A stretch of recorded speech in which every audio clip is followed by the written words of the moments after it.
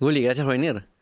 Un placer. ¿En qué anda tu día a día? Pues mira, ahora estamos lanzando un producto nuevo que se llama Capchase Pay, que es una especie de giro a lo que ya hacíamos de prestar capital, pero a través de un modelo un poquito diferente, que es el modelo Buy Now, Pay Later, ¿no? Que conocemos del mundo más de consumidor, pues lanzarlo al sector SaaS. Estás full ahora viendo producto, entonces. Sí. Yo soy un apasionado del mundo del producto y es donde estoy, con la cabeza metida todo el día, todos los días. Te quería tener en el podcast porque me parece súper interesante lo que están haciendo. Yo personalmente no había escuchado de un negocio que hace lo que hacen en Capchase, que es en esencia ayudar a negocios tecnológicos, particularmente de SaaS, ¿no? De Software as a Service, a no diluirse, ¿no? A no dar una parte de su negocio a inversionistas, que de nuevo, de seguro algunos igual lo hacen, que trabajan con Capchase y es parte del juego, Total. pero hacerlo en la menor medida posible para que al final de cuentas sea que los dueños quieran quedarse con el negocio a la larga o eventualmente vender en ese día,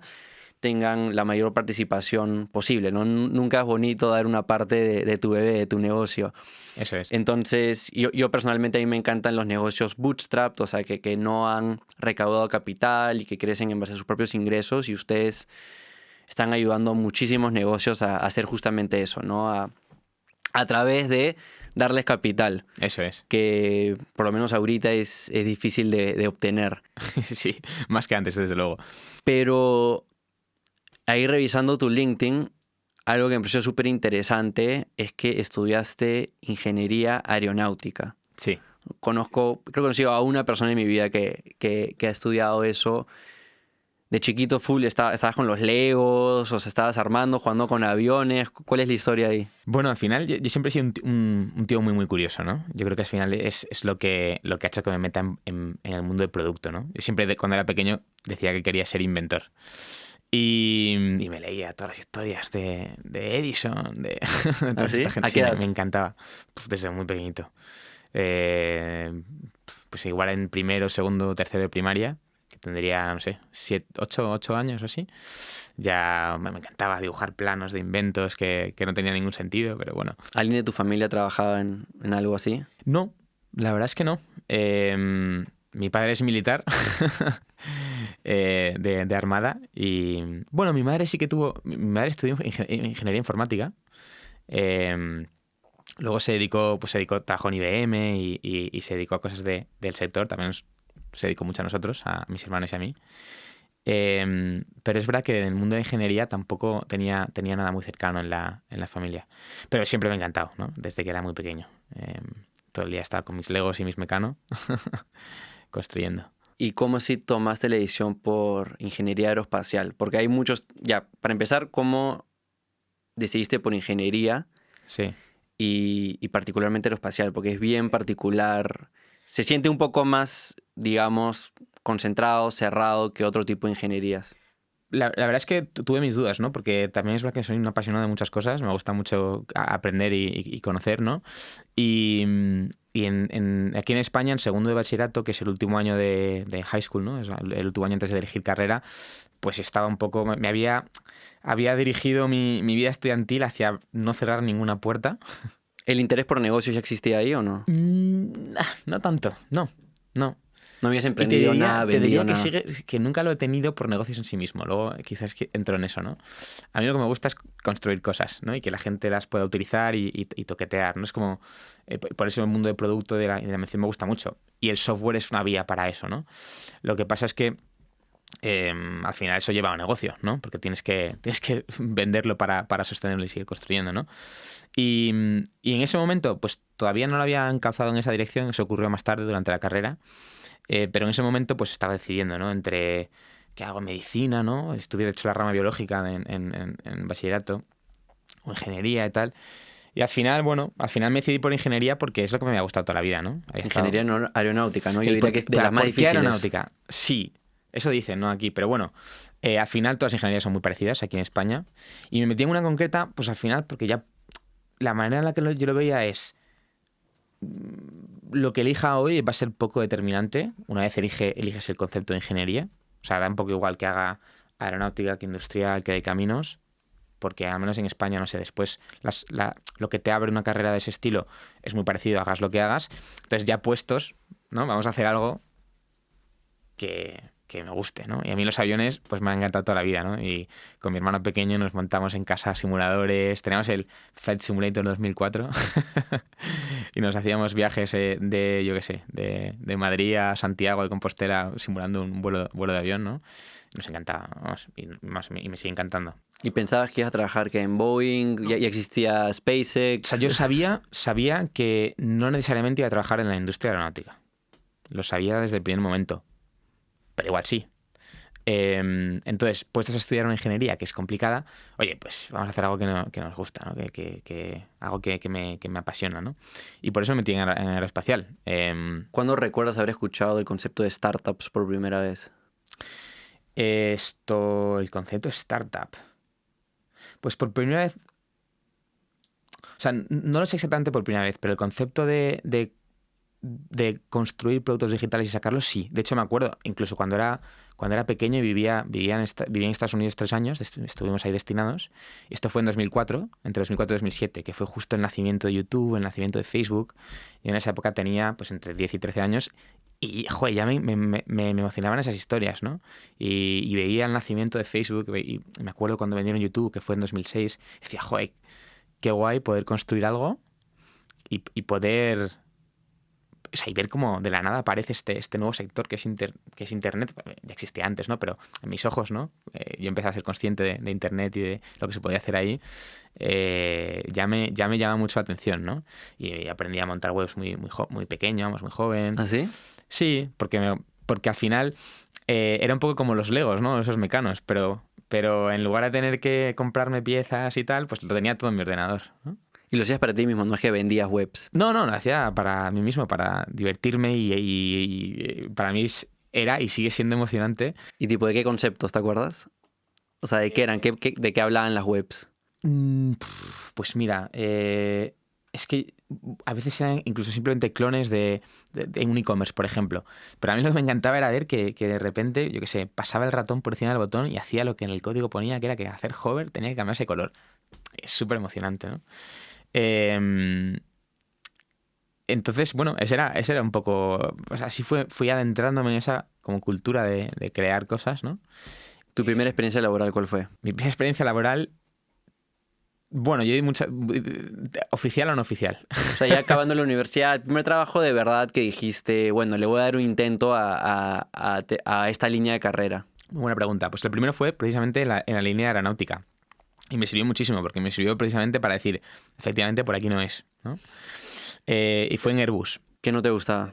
No veía emoción en el día a día, ¿no? O sea, al final, conceptualmente estaba guay, ¿no? Era chulo porque, joder, iba a trabajar y estaba en el hangar con una 400M un día, con un tanquero otro día, ¿no? Son aviones que, joder, cuando durante la carrera los veías y decías, qué interesante, ¿no? Pero en el día a día, el impacto real que podías tener como uno de los 100.000 empleados de Airbus era prácticamente nulo, ¿no? Y yo veía a mi jefe, que tuve 2 en esa etapa, que fueron muy cortitas, fueron 3 meses, eran prácticas de la carrera. Durante esa etapa veía a mis jefes y decía, joder, yo no quiero hacer eso. Que me parece fenomenal la gente que sí que quiera, y de hecho muchos compañeros de la carrera, Airbus era un sitio fenomenal para estar porque las condiciones de vida son estupendas, ¿no? Pero a mí el trabajo en sí, el día a día, no me motivaba para nada, ¿no? Y de hecho fue un poco, ese fue en ese momento mis padres estaban destinados fuera y volvían justo ese año. Entonces, en ese verano, esto fue de mayo a julio de 2015, 2016, yo creo 2016, justo tenía que dejar mi casa, que era la de mis padres, porque nos mudamos a otra, no tenía sitio donde estar, entonces...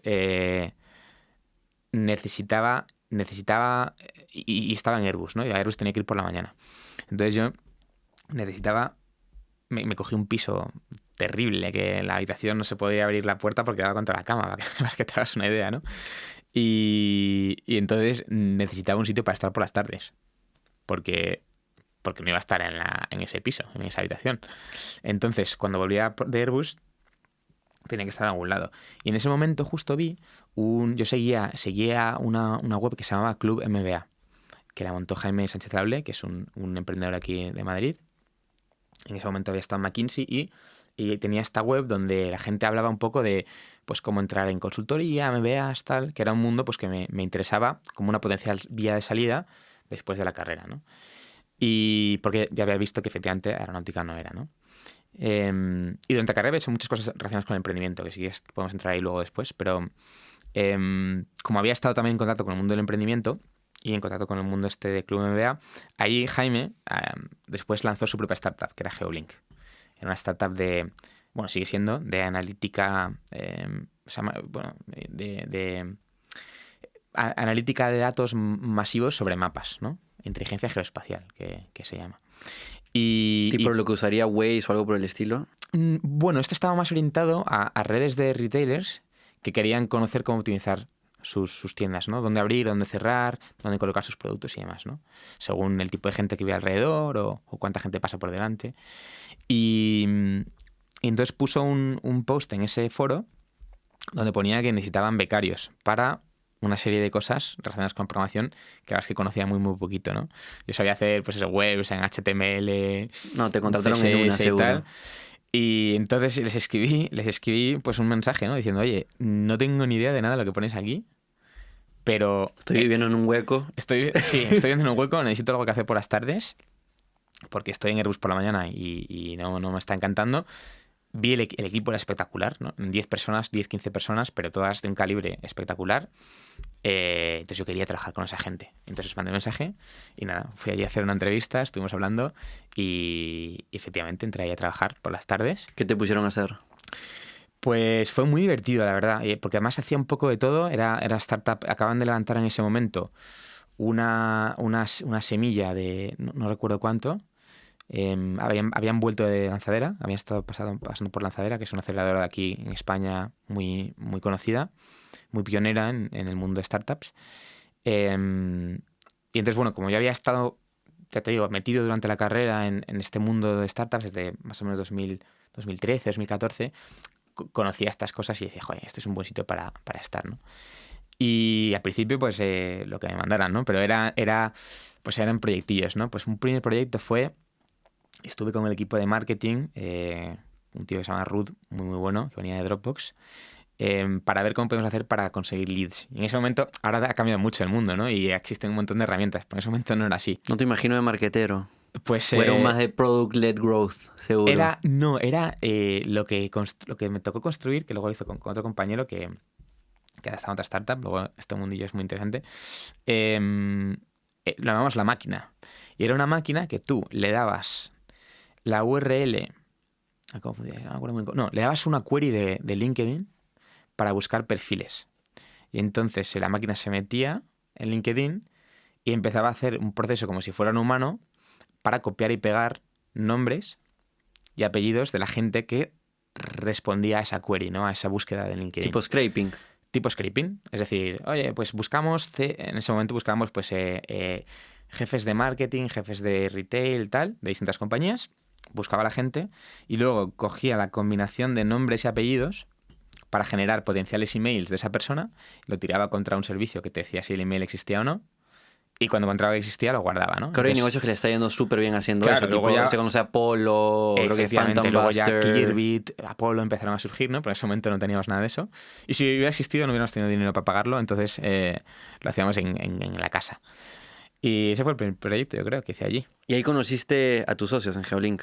Efectivamente. Entonces, en ese verano de 2016 coincidimos mucha gente que bueno, evidentemente les tengo mucho cariño y hemos trabajado juntos muchos años, pero que además ahora han estado montando incluso otras startups, ¿no? Incluyendo nosotros. Ahí conocí efectivamente a Luis y a Miguel, que son dos de los cofundadores de Capchase, que entramos prácticamente a la vez. Miguel entró 2 semanas antes que yo y Luis 2 semanas después, ¿no? Y estuvimos trabajando, pues eso, viendo mucho quizás no el 0 al 1, porque entramos cuando ya había 10 personas, pero es verdad que fue preproducto y pre-revenue, entonces vimos mucho oye, cómo se monta una startup casi desde cero, ¿no? ¿Cómo nació la idea de Capchase? Pues Capchase surgió, y esto fue ya 3 años más tarde o 4, esto fue en 2020, Miguel y Luis se habían ido a hacer el máster, el MBA, y yo justo me salía de Geolink para lo mismo, para hacer el MBA, pero yo no lo había empezado todavía. Y la idea, la verdad es que íbamos los tres un poco con la misma idea, hacer el máster, ¿no? Que era ir a Estados Unidos, o bueno, al menos Luis estuvo en Singapur y Francia, Miguel Estados Unidos, pero tomar un poco pausa en la carrera para pensar, oye, ¿qué vamos a construir, no? ¿Ya sabiendo que lo iban a hacer entre los tres o era cada uno por su propio camino? En ese momento no lo sabíamos, ¿no? Era un poco cada uno por su vía. Y entonces estalló la pandemia. Y es verdad que durante esos primeros meses de MBA, Miguel y Luis habían estado barajando algunas ideas, ¿no? Totalmente muy variopintas. Pero sí que con algún criterio común, que era queremos hacer algo en el mundo SaaS, porque es lo que conocemos, después de haber estado 3 años a pie del cañón en una compañía de software as a service, ¿no? Sobre todo B2B SaaS, que es muy particular. Que para los que no saben, SaaS es de nuevo estos productos digitales que te suscribes. Típico ejemplo puede ser un CRM, Zoom, etcétera, etcétera, ¿no? Correcto. Efectivamente, al final el concepto de software que se da como servicio generalmente, no siempre, pero generalmente va por suscripción o por un pago recurrente, que esa es la clave, ¿no? Y ahora veremos por qué. Esa es la clave, es hacerlo anual. Efectivamente. Nosotros habíamos sufrido mucho ese concepto, porque cuando vendes en B2B, al final son contratos muy grandes, igual de entre 50.000 y 150.000 euros o dólares, y nadie te quiere pagar anual. Porque es mucho dinero para pagar. O sea, es como CAPEX total y la gente quiere gastar, ¿no? OPEX, ¿no? Y tú quieres el anual porque necesitas el flujo de caja para seguir con la adquisición de nuevos clientes. Claro, tú como startup, ¿qué quieres? ¿Quieres el dinero upfront? Porque es con lo que te financias. Si no, ¿qué tienes que hacer? Recurrir a capital riesgo. Entonces, claro, si para una startup, como era Geolink en el momento en el que estamos trabajando nosotros allí, que de repente le entra un contrato de 100.000, 150.000, que te paguen todo upfront, es la leche. Porque, oye, ya no tienes que levantar... O sea, ese capital lo puedes utilizar desde ese día para financiar tus operaciones, para contratar gente muy buena, para lo que quieras, ¿no? Y hacer marketing, ventas, lo que sea. Entonces, claro, nosotros veíamos ese modelo de, oye, es que, joder, tienes compañías SaaS que tienen unos ingresos recurrentes predecibles, de toda la vida, lo que es predecible, se financia con deuda, ¿no? Porque al final, joder, capital de riesgo se llama así porque hay un riesgo implícito, ¿no? En esas inversiones. Cuando algo es muy predecible, pues el riesgo es menor, ¿no? Entonces, ahí es donde entra el modelo de Captchase y dices, oye, tienes aquí flujos de caja súper predecibles porque has firmado un contrato anual que te van a pagar 120.000 dólares, yo te doy los 120.000 y tú me los pagas en el tiempo. Y así no te diluyes, tienes una caja mucho más sana, probablemente tengas que recurrir más tarde a ese capital de riesgo y entonces vas a poder llegar a esa ronda siguiente que tengas que hacer, y por eso es complementario, con menos dilución, o sea, teniendo que vender menos, o sea, habiendo vendido menos, y encima llegarás probablemente con una valoración más alta. Claro, porque el camino típico de un producto SaaS que no pasa por Captchase es por ahí que se junta un creativo con un ingeniero, a veces solo un ingeniero o dos, crean el famoso MVP, un producto mínimo viable, de alguna manera lo sacan al mercado, Claro. sea promocionarlo en Product Hunt, por ahí que alguien tiene un poquito de marca en Twitter y consigue unos clientes o sale a vender, Claro. consigue un poco de tracción, de validación y luego va y trata de recaudar una ronda. Y con esa ronda ya contrata más equipo Sí. y hace un poco más de marketing y ventas. Correcto, pero vayamos incluso a la esencia, ¿no? O sea, en esencia un negocio lo que quiere es construir un servicio, un producto y venderlo, ¿no? En un mundo ideal, que para mí el mundo ideal realmente es el de los bootstrappers, ¿no? Pero no saben, Bootstrapper es el que reinvierte sus propios ingresos y con eso crece. Correcto. Si tú eres capaz de construir un producto sin haber gastado nada o habiendo gastado tu propio dinero y venderlo, pues genial, ¿no? En el otro extremo está el otro mundo, que es, antes incluso de construir un producto, levanto capital, porque son productos muy complejos, ¿no? De construir. Entonces, en el mundo, todo esto es un espectro ¿no? Es un espectro donde tú puedes caer en muchos lados de esa línea, ¿no? Cuanto más cerca de esta línea caigas, para nosotros mejor. Entonces, de alguna manera, es una manera un poco rara de verlo, pero si lo piensas, Captchase lo que intenta es tirarte hacia este mundo donde no tienes que vender tu empresa y puedes construir. Nosotros te damos ese capital, ¿no? No es exactamente así, ¿no? Porque al final Captchase entra en etapas un poquito más tardías, cuando probablemente ya se ha levantado alguna ronda, pero al final la idea es esa, es este capital que no es dilutivo, que no has vendido para tu empresa, es para que tú puedas crecer construir más producto, vender tu producto y llegar a los niveles que quizás solo podrías llegar antes si hubieras tenido capital para invertir, ¿no? Ahora, algunas preguntas que seguro gente que nos oye se haría. A ver, ¿existen los bancos? O sea, ya está el VC, ¿no? El Venture Capitalist, como lo llaman, que es el que te va a dar dinero, pero a cambio de una parte de tu negocio. Y se vuelve Correcto. un dueño de tu negocio y le tienes que reportar y está esperando una rentabilidad que es muy alta y seguro está invirtiendo en muchos negocios como el tuyo en la espera de que el tuyo sea el gran ganador del mercado. Uh-huh. Luego están los bancos, que por lo general no invierten, tengo entendido, en este tipo de negocios. Y la otra pregunta, ya que te lanzo en un tornado, es cómo estos jóvenes consiguen todo este dinero para poder dar a las empresas. Uh-huh. O sea, ¿quién eres tú para tener todo este dinero para dar? Es una gran pregunta. Efectivamente, están esos dos y cada uno tiene su lugar, ¿no? Efectivamente, o sea, el Venture Capital, para nosotros, o sea, tiene todo el sentido del mundo, ¿no? Y para muchas compañías tiene mucho sentido. Y el banco también. Lo que pasa es justo lo que dices tú, ¿no? En el banco, prestar a un negocio a un modelo que está quemando dinero no computan es muy riesgoso. en sus modelos. Es demasiado arriesgado.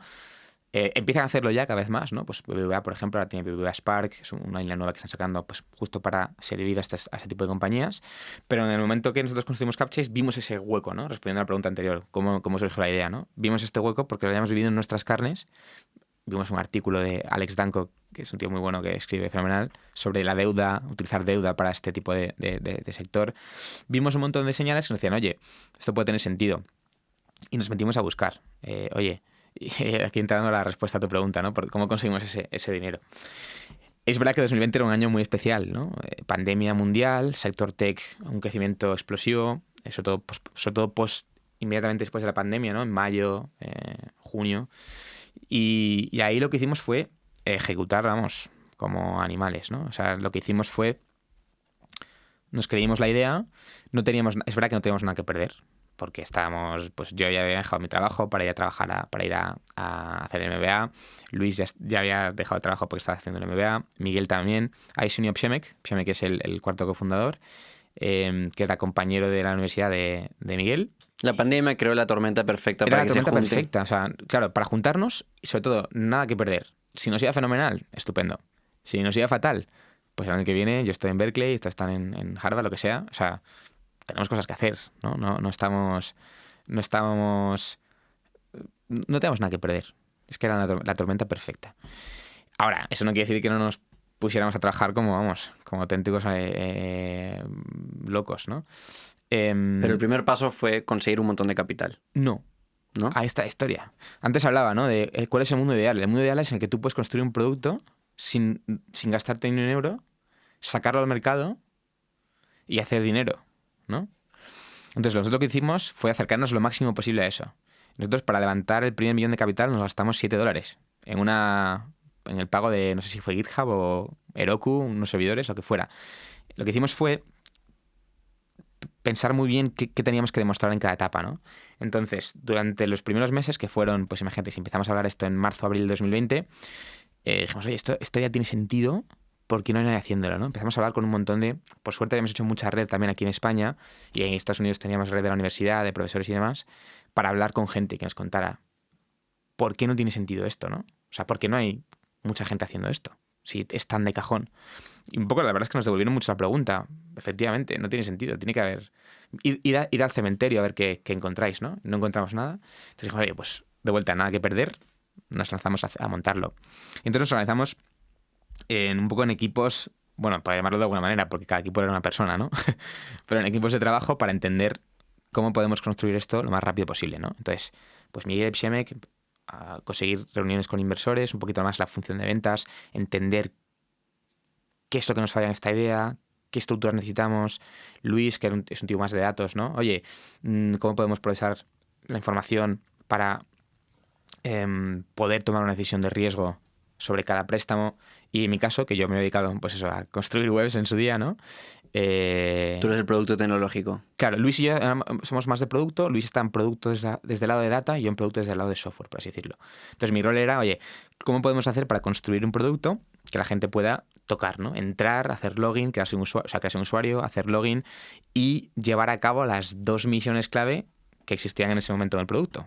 La primera, que era que consiguiéramos los datos que necesitábamos, o sea, que conectaran sus datos para que pudiésemos tomar esa decisión de riesgo. Que era que cuánto están vendiendo, cuánto dinero están ganando. Efectivamente. Y la segunda, que pudiesen tener una plataforma donde ver el estado de sus préstamos, ¿no? Ver, oye, estás aprobado, vale, pues pide dinero, ok, esta es tu agenda de pagos y demás, ¿no? Y entonces eso lo hicimos muy, muy deprisa, ¿no? Empezamos a codear el 26 de abril de 2020 y para el 14 de mayo teníamos una demo que podíamos mostrar a todos los inversores que tuviesen dudas y preguntas de cómo funcionaba, ¿no? Fuimos luego muy pragmáticos, ¿no? A la hora de... Mucho era un poco mago de Oz, ¿no? El frontend era muy bonito y funcionaba, y por detrás teníamos... Bueno, también funcionaba, pero de una manera muy, muy manual, ¿no? Es decir... Alguien corriendo con te Excel voy a decir atrás. cómo funcionó el primer cliente. El primer cliente creó su usuario y contraseña, y nos llegaba una notificación al email de, oye, este usuario ha creado un usuario y contraseña, mándale un email de bienvenida tal. Entonces cogemos y a mano le mandamos un email de bienvenida explicando tal. Claro, dentro del minuto. Lo más rápido, exactamente, estamos súper conectados. Luego el modelo funcionaba conectando 3 cosas. La primera, la cuenta bancaria. La segunda, Stripe. accounting, bueno, Stripe, efectivamente, lo que llamamos Subscription Management Platform, o sea, lo que utilizaban para gestionar suscripciones. Y el tercero, la contabilidad, ¿no? QuickBooks, lo que fuera. Entonces, todo eso funciona con APIs y unos tokens. Y lo que hacíamos era, todo lo montamos sobre un CMS. Un CMS es un Content Management System, una especie Lo mismo que son blogs. Como un blog. O sea, hicimos un hack con ese producto para poder montar un mago de Oz que nos funcionara, porque yo tampoco tenía... Pues no teníamos 5 ingenieros para montar una base de datos estupenda con un panel de admin de la leche y tal. O sea, lo que hicimos fue pensar muy en esencia qué estamos haciendo, que es capturar datos, guardarlos y acceder a ellos. Un Content Management System no está pensado para esto, pero nos valen, porque los principios que necesitamos cubrir están cubiertos por un CMS, ¿no?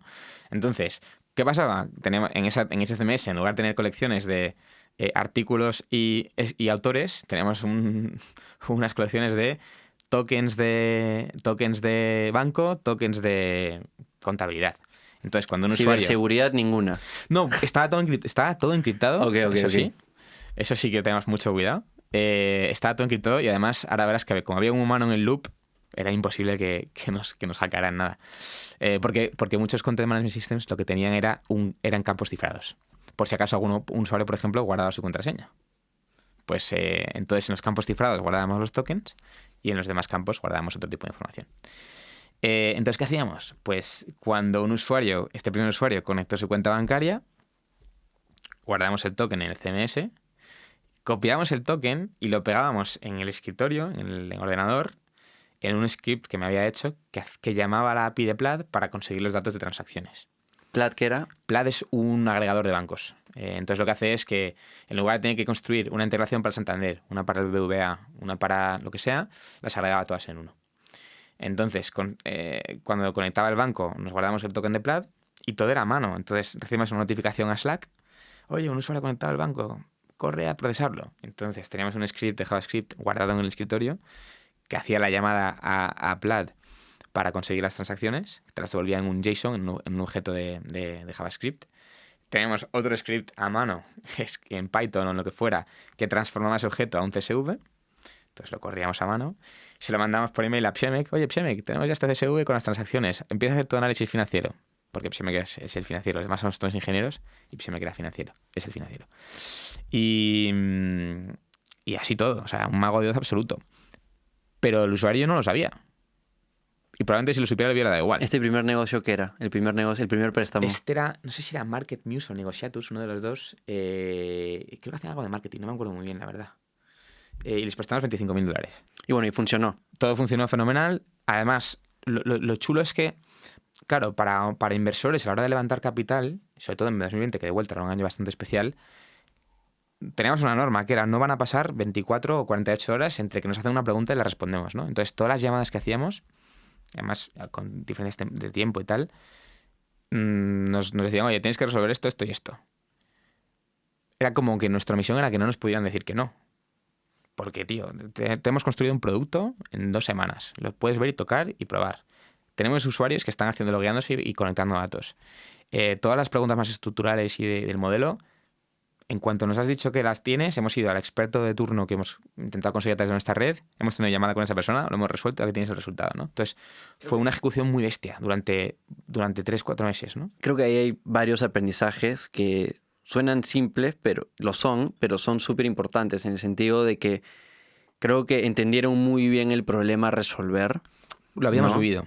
¿no? Entendieron muy bien el problema a resolver, entendieron cuáles eran estas funcionalidades básicas que tenía que tener el producto, el famoso MVP, Total. para dar el resultado que estaban buscando, y se movieron rapidísimo para lograrlo. ¿no? Mucha gente se queda con la idea un montón de tiempo, meses o hasta años y no ejecuta. O sea, hay que ship, ¿no? Always be shipping, ¿no? Como dicen. O sea, hay que sacar algo al mundo, porque podríamos haber estado, en vez de 2 semanas, 3 meses para hacer algo perfecto. O, oye, pues haber estado una semana extra para que el email se mande automáticamente. O para que el proceso sea un poquito más limpito y no tener que hacer esto. ¿Para qué vas a hacer eso? Si ni siquiera sabes si va a funcionar. Saca. O sea, es como pensar muy bien, no tanto en el producto, sino en el usuario, ¿no? ¿Qué es lo que el usuario necesita? Y solo hacer eso. No lo que tú necesitas como persona de producto, que a veces, joder, a mí incluso me pasa ahora, ¿no? Y dices, joder, es que quiero sacarlo mejor. Pues hay veces que es mejor sacar algo. O sea, es que es encontrar, hay un concepto que es el de, en vez de MVP es MLP, de Minimum Lovable Product, ¿no? Lovable. Como que no es lo que mismo. lo amas. Claro, es un producto que... O sea, muchas veces es que el problema es que MVP a veces puede entenderse como algo que esté a medio cocer. Lo que es viable, pero no amas. Claro, y no es eso, es hacer algo que para... Y por debajo puede ser un MVP. O sea, por detrás puede estar hecho una basura. Pero si para el usuario es lovable, ¿no? Eso basta. Entonces, nos centramos mucho en que la experiencia del usuario funcionara y luego por detrás, si tuviéramos que comer nosotros el marrón de haber ido rápido, nos lo comíamos. Pero que impactara lo menos posible al usuario. Y ahora, adelantándome en el tiempo, ustedes han recaudado ya alrededor de 100 millones, ¿verdad? Uh-huh. O sea, ya son una empresa grande, ya tienen decenas de colaboradores, están valorizados en ya no sé cuántos millones. Les ha ido muy bien. Para cerrar un poco con lo que estábamos conversando, ¿ustedes cómo ganan dinero? O sea, ¿cuál es un poco la lógica del negocio que están apuntando? Es una especie de... Es una fintech. Correcto. Es un banco que simplemente ha encontrado una manera de financiar a negocios que el banco no lo haría porque están especializados en SaaS. Un poco, ¿cuál es la lógica del inversionista, digamos? Justo. O sea, lo puedes entender así, ¿no? De hecho, fue otra cosa que tuvimos muy en cuenta. A la hora de montar Capchase, pensamos mucho en hacer algo que en su esencia fuese muy sencillo. Y al final, pues oye, prestar dinero ha existido desde tiempos, desde el inicio de los tiempos, ¿no? Entonces, la manera en la que se hace dinero prestando es casi siempre igual. Prestas X y te devuelven X más Y, ¿no? Y entonces aquí funciona igual. Nosotros prestamos a un precio y luego pues nos devuelven más de lo que hemos prestado, como una especie de interés, ¿no? Así es como ha funcionado desde el principio. Ahora estamos empezando a intentar aportar un poquito más de valor más allá de la financiación, ¿no? Construyendo también software que ayude a acelerar ventas, por ejemplo. De ahí este modelo de Buy Now, Pay Later, ¿no? Pero el modelo es muy sencillo. El modelo de negocio es muy sencillo, ¿no? La complejidad está quizás en las estructuras financieras y en los análisis de riesgo. Y ahora, si te pongo a dirigirte al que está sacando adelante un negocio de SaaS, ¿no? Que tiene muchas opciones, ¿no? Puede, como hablamos antes, ir a estos venture capitalists, VCs, y vender una parte de su negocio, por ahí que puede bootstrap, ¿no? Tratar de vender y reinvertir los ingresos para el crecimiento, puede hacer, yo qué sé, crowdfunding, tratar de recaudar un poquito de muchísimas personas. Un poco, ¿qué es lo que tiene que tener en su mente? ¿Cuáles son las variables que tiene que considerar para ver si entra Capchase, VCs, ambos? Bueno, o sea, un componente muy grande es que casi se puede reducir a la ambición personal, ¿no? También. Al final, lo que... De vuelta al espectro este, ¿no? De bootstrap por un lado, VC por el otro, ¿dónde te colocas?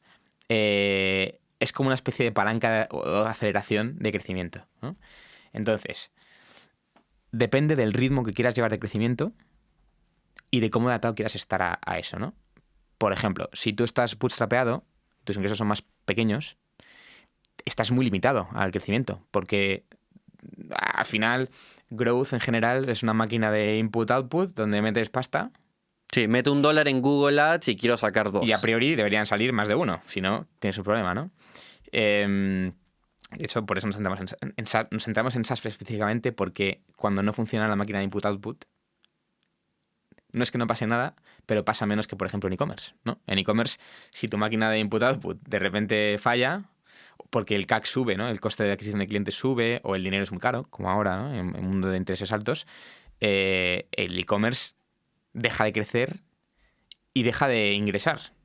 Un SaaS, si deja de crecer por net new business, o sea, por ingresos nuevos, que es lo que genera esa máquina de input-output, sigue teniendo su ingreso recurrente de sus clientes y puede seguir creciendo por upsells, ¿no? Te voy a vender más. O sea, en lugar de enfocarme en growth por clientes nuevos, que son muy difíciles de adquirir ahora y el dinero está muy caro, me puedo enfocar en crecer el negocio con mis clientes actuales. Y es donde está también el tema de B2B, ¿no? Donde, sí.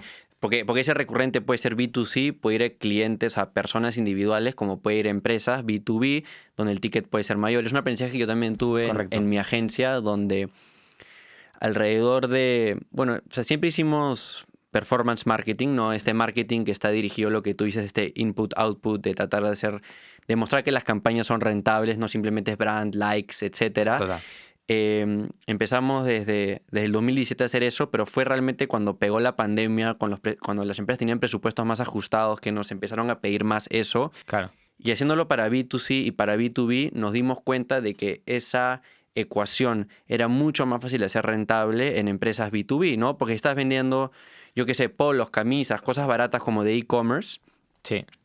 Y estás invirtiendo miles de dólares, tienes que vender un montón de unidades para justificar esa inversión. Versus en B2B, una relación entre empresas puede ya pagar por toda la campaña. Correcto. O sea, nosotros, cuando hablamos de por qué Capsys, ¿no?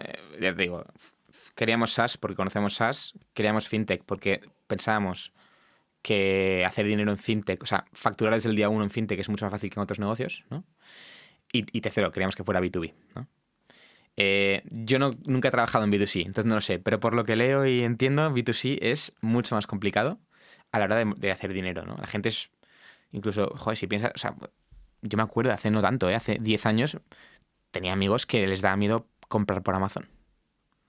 Y incluso si lo piensas, si ahora WhatsApp cobrase $1 al año. Google no pudo monetizar Gmail. Google, con todos sus expertos, genios, trató en un momento, hace como una década o más, trató de monetizar Gmail y la gente se volvió loca. Yo recuerdo hace 3 o 4 años que WhatsApp, salió un rumor de que WhatsApp iba a cobrar 79 céntimos por poder usarse. No sé si era al año o al mes, creo que era al año, ¿eh? Y recuerdo las oleadas de gente que se movió a Telegram. Y a mi tía diciendo, o sea, se mandaban cadenas de mensajes. Si mandas este mensaje a 3 personas, no vas a tener que pagar WhatsApp. 79 céntimos. Que te cuesta. O sea, WhatsApp, que es de lo que más usas en tu vida, a la gente le cuesta pagar 79 céntimos. ¿Qué es lo que les cuesta? Es que ya ni un café, o sea, medio café, un tercio de café. Sí, yo ahora hablo con un montón de emprendedores y en la gran mayoría de los casos, a menos que haya una razón, digamos, de estilo de vida y el tipo de negocio, la pasión, el problema que quiere resolver, que es de nuevo muy importante, siempre recomiendo B2B. Sí, B2C porque es siempre muy puedes cobrar complicado. más caro, Total. siempre puedes entrar a empresas más grandes. De nuevo, las personas no están gastando su propio dinero, el gerente de marketing o ventas o recursos humanos o logística está gastando el dinero de la empresa. Normalmente siempre es una inversión, siempre es visto como una inversión, entonces estás esperando que esa herramienta te genere más dinero. Correcto. O reduzca un montón de O costos. sea, el único B2C que consideraría es más un B2C, pero profesional. Es decir, yo qué sé, vender un SaaS para, yo qué sé, fisioterapeutas, me elemento. Eso lo puedo entender, pero B2C puro es que piensa, no sé, ¿tú qué servicios usas tú? Que pagues, que no sean Netflix. Claro, Prime, HBO, Netflix, por ahí que son los únicos. Yo creo que no pago ningún otro producto digital y mira que me encantan los productos digitales. Es muy complicado, B2C. Entonces, bueno, en fin, no sé por dónde vamos, pero el caso es ese, ¿no? Que como en un lado del espectro están los bootstrappers y en otro VC, ¿no? Entonces, ¿qué variables tienes? Pues el ritmo de crecimiento al que quieras ir está limitado por cuánto dinero tengas, ¿no?, en la caja. Entonces, si quieres crecer muy rápido, pues tienes que irte hacia este lado del espectro, ¿no? Hacia el lado del VC. Levantar capital y utilizarlo con cabeza, ¿no? O algo como Capchase. Si ya tienes ingresos recurrentes, pues ahí es donde entra la Capchase como tercera opción, ¿no? Que es, oye, ya tienes ingresos recurrentes, acércate el concepto de bootstrapping al final es financiarte con tus propios ingresos. Capchase también.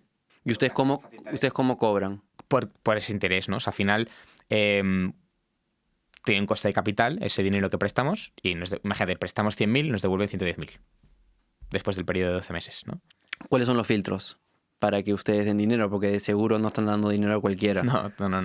Al final buscamos compañías que tienen algo de recorrido, normalmente como mínimo un año. ¿Recorrido te refieres a cuánto dinero tienen en caja para seguir operando? Que hayan estado ya operando un tiempo. ¿Por qué? Porque al final eso pues te quita... O sea, al final esto es ir quitándose una lista de riesgos, ¿no?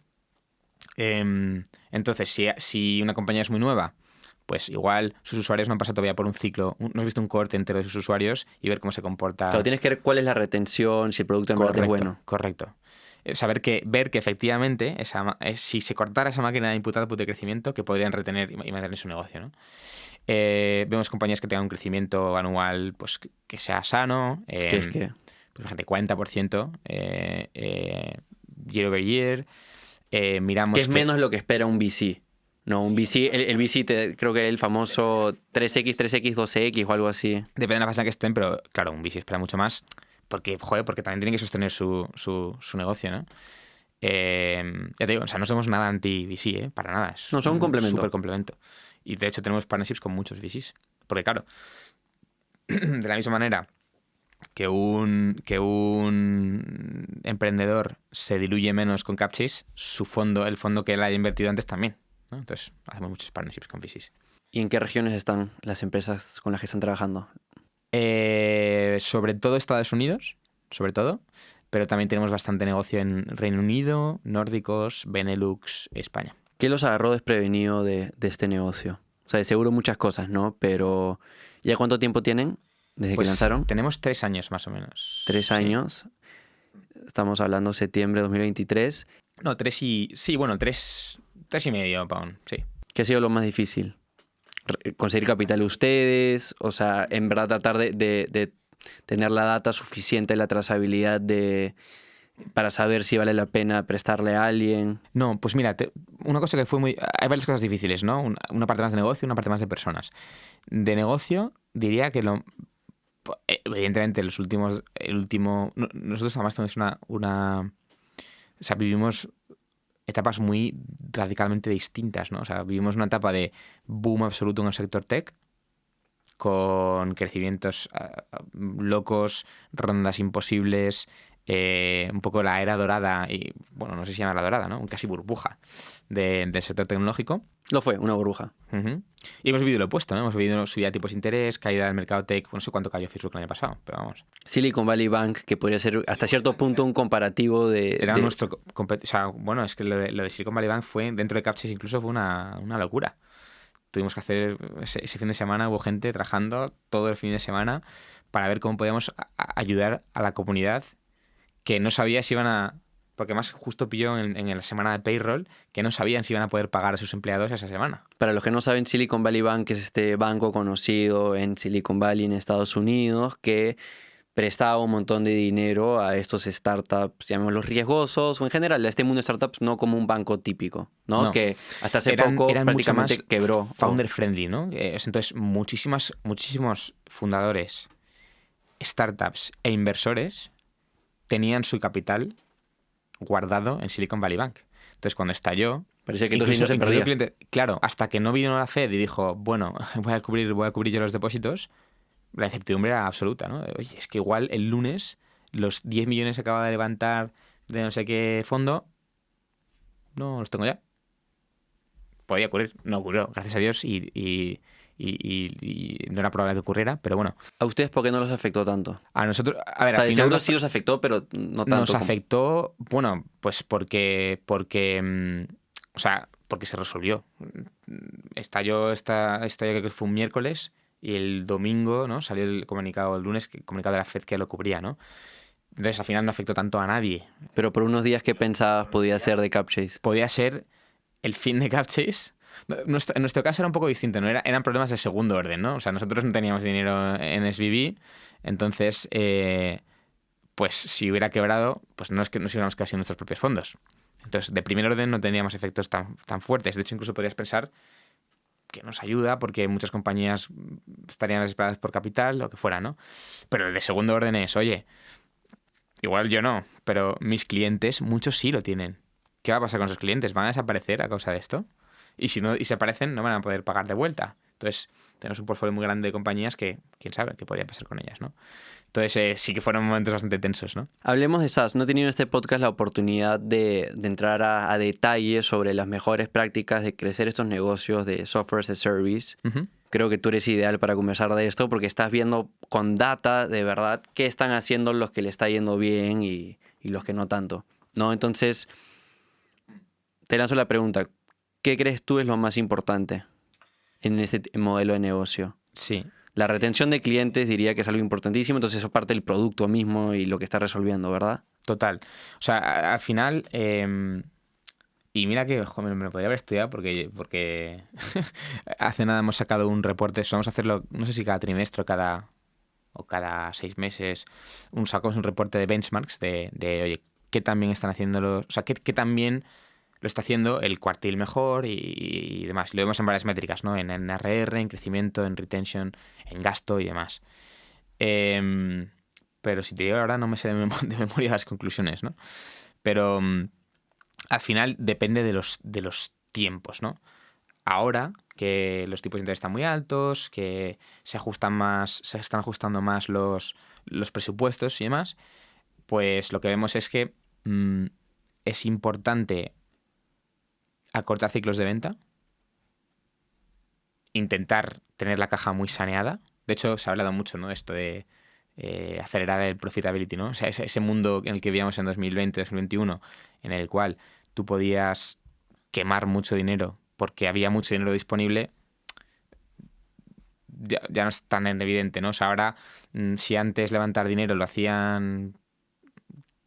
hacer mucha gente, ahora incluso las mejores compañías tienen problemas para levantar y ya vamos, te cuento, para levantar con un up round, o sea, sin quedarse en la misma valoración o inferior a la de antes, ¿no? Es mucho más difícil acceder al capital, eso que suele ocurrir cuando suben tanto los tipos, ¿no? Entonces, tienes que ser ahora mucho más meticuloso con cómo inviertes tu dinero y hacer esa trazabilidad de rentabilidad de todas tus iniciativas. Exactamente, tienes que cortar costes, intentar acercarte a profitability y ser un poquito más cauto con lo que haces, ¿no? Entonces, bueno, pero no dejar de invertir en crecimiento, porque si no te estancas, ¿no? Entonces es ser mucho más inteligente, mucho más cuidadoso a la hora de invertir cada euro, cada dólar que tienes en caja, tener esa caja más saneada. Y de hecho, bueno, también un poco por esto hemos lanzado CapChase Pay, ¿no? Porque lo que vemos es, oye, si tú eres capaz de... CapChase Pay al final es un Buy Now Pay Later, ¿no? Entonces lo que es si tú vas a comprar si tú vendes un software por $100.000, en lugar de venderlo con un descuento para conseguir que te paguen upfront, o venderlo mes a mes, entonces también es un poco faena porque no tienes la caja que necesitas, CapChase Pay lo que hace es, se mete en medio, a ti te paga el 100% el contrato, quitando el coste de capital, que suele ser mucho menor que ese descuento que tienen que hacer los SaaS, y tu cliente paga mes a mes, entonces todos están contentos. Entonces es una manera de tener la caja mucho más saneada sin tener que recurrir a tu top line. ¿Cuál es el riesgo ahí para ustedes? El riesgo... de que el cliente eventualmente no pague y... Existe el riesgo de que el cliente no pague, efectivamente. Lo que pasa es que, bueno, al final pues, ese es el riesgo de cualquier prestamista, ¿no?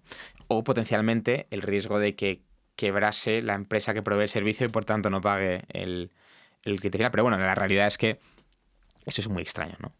Entonces, bueno, eso, mantener crecimiento, ser muy, muy cautos a la hora de invertir y de ver dónde están tus costes e intentar acortar esos ciclos de venta y mantener la caja eso, bien sana. A nivel tácticas, algo que tú crees que hace que este camino a que estos negocios sean más rentables, por ejemplo, hablamos de, ¿no? Incentiva el prepago anual, ¿no? Yo he escuchado el caso de que Salesforce, esa fue la clave de su crecimiento, porque cuando empezó vendía este plan de nuevo mensual, entonces tenía que estar en el hoyo, digamos, en pérdida, Correcto. hasta, no sé, me invento, mes 9, pero es recién cuando básicamente descubrieron a alguien, no sé, en el equipo descubrió, ¿por qué no cobramos por adelantado? Y es medio que obligatorio pagar así. La empresa se volvió más rentable y se permitió escalar. Pero necesitas cierta palanca para hacer eso. Tener un producto que nadie más tenga, como probablemente fuera el caso de Salesforce en ese momento, o algo por el estilo. De hecho, un poco es eso, la filosofía de Pay es justo, de Capchase Pay es justo que cualquiera pueda hacer eso, ¿no? Sin tener que ser Salesforce, ¿no? Y hubo más casos, ¿no? NetSuite, por ejemplo, que luego la compró Oracle, es de las herramientas que más se utilizan para hacer contabilidad en empresas SaaS y en otro tipo de empresas. Tenía su propia subsidiaria de financiación. Tenían una rama de la compañía que solo se dedicaba a financiar. Entonces el tío de ventas, cuando tenía problemas, oye, es que este tío me quiere pagar mes a mes o trimestralmente, llamaban a la financiera y decían, oye, financiadme este contrato y resolvían el problema, ¿no? Entonces lo que intentamos es llevar eso al mundo, ¿no? Llevar eso que hizo que fueran tan exitosas estas compañías, llevarlo al mundo, que tiene especial sentido en esta etapa en la que el capital es más escaso y hay que tener, pues eso, tener cuidado con la gestión de caja. Algo que yo he aprendido que han hecho algunos emprendedores digitales que en esencia han bootstrapped negocios de SaaS. Por ejemplo, se me ocurre Russell Brunson, que es un medio marketero digital que creó una empresa que le ha ido bastante bien que se llama ClickFunnels. Y esto implica que básicamente tienes que crear una segunda unidad de negocio, un negocio distinto. Es él que estaba muy metido en educación, lo que hacía era crear estos productos caros, ¿no? Porque el software no era de enterprise, sino era un software as a service barato, llamémoslo $100 al mes, por ahí que un poco más, un plan de 250, 300. Entonces era muy difícil hacer que las campañas, este input-output que hablamos antes, sea rentable, porque ese ticket era muy bajo. Entonces lo que él hacía era, en esencia el funnel, si llaman acá, era el siguiente. Va a promocionar servicios educativos desde conferencias y infoproductos más caros, ¿no? De miles de dólares. Entonces hace sus campañas, esas campañas en algún momento del funnel de los pasos capta tu correo electrónico y luego me invento, consigue 1000 correos electrónicos, por tener un número fácil. Basta que de esos 1000, me invento, 10 compren el producto caro, que no es el software, para hacer que la campaña sea rentable. Pero ¿qué ganas ahí? Luego tienes los otros 990 leads a los cuales le haces el downsell, o sea, les vendes el producto más barato. Sí. Entonces, con esta oferta más cara, haces que lo que llaman el Client Finance Acquisition, o sea, que el cliente financia todas tus campañas de growth, de crecimiento, sea posible. Que si no tuviesen esta versión cara, básicamente no funcionaría. Es Claro. como una táctica que aprendí y funciona, sí. ¿no? Hay un montón de estrategias súper interesantes. Nosotros sí que recomiendo seguir a... Joder, la verdad es que no sé cómo se llama. Yo le llamo Gonto. Se llama Martín... Bueno, yo creo que por Twitter, si buscas Martín Gonto, está ahí. Que es un marketingiano que viene del mundo de la ingeniería y tiene, junto con Guillaume Caban, que es G le llaman, son súper expertos en growth. Y la verdad es que tienen tácticas de product growth súper interesantes que no sé si conoces Ramp, es una startup de... Le está yendo increíble. Está yendo fenomenal. Y gran parte de su éxito se ha basado en estas tácticas. De hecho, la semana pasada, sin ir más lejos, lanzaron en Product Hunt una herramienta que es una chorrada.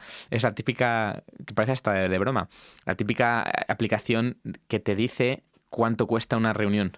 Claro, cuando hay 7 personas en un Zoom y estás como Pues que... esta reunión vale 1000 pavos. ¿Seguro que hace falta esta reunión? Pues montaron una extensión de Chrome que mira pues la gente que está en la reunión y computa el coste.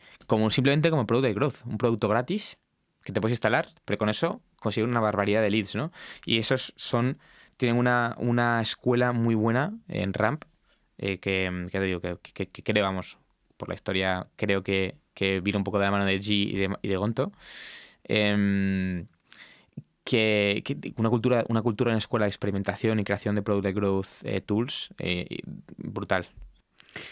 Y eso me lleva a un tema que para mí es muy curioso sobre software, es una duda que yo tengo, que es cada día, y tú como ingeniero vas a poder dar una buena perspectiva sobre esto, que es, diría yo que cada día es más fácil hacer software, ¿no? O sea, hoy en día es mucho más fácil que cuando tú eras este niño que estaba aprendiendo a hacer páginas web.